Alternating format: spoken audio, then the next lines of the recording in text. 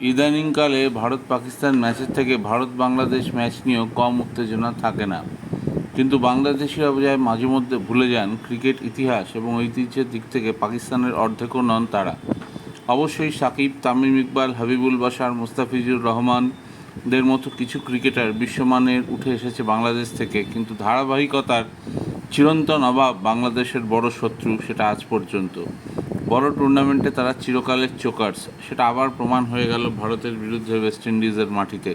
টসেই বোধহয় অর্ধেক সিদ্ধান্ত হয়ে গেছিল। ভারতের মতো ব্যাটিং শক্তিকে টসে জিতে ব্যাট করতে পাঠায় বাংলাদেশ। মাঝখানে ভারতের ইনিংস একটু স্ট্রাগল করলেও শেষ পর্যন্ত 196 রান তোলে তারা।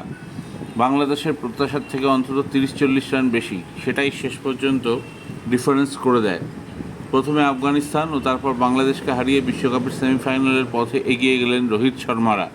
টি-20 বিশ্বকাপে ভারতের বিরুদ্ধে 5টি ম্যাচ খেলে সবকটাই হারল বাংলাদেশ। তবে তাদের পেসার তানজিম হাসান বেশ নজর কাটছেন, তিনি লম্বা রেসের ঘোড়া, সেটা প্রমাণ হচ্ছে। একই ওভারে সূর্যকুমার যাদবকে তিনি ফিরিয়ে দিলেন এবং রোহিত শর্মাকেও আউট করলেন। 20 ওভারে 5 উইকেট হারিয়ে 196 তোলে বাংলাদেশের বোলারদের মধ্যে তানজিম ও রিশাদ হোসেন যথেষ্ট ভালো বল করেন। একটি উইকেট নেন সাকিব। তবে হার্দিক পান্ডিয়া হাফ সেঞ্চুরি করেন, ঋষভ পান্থ দুরন্ত ব্যাট করেন।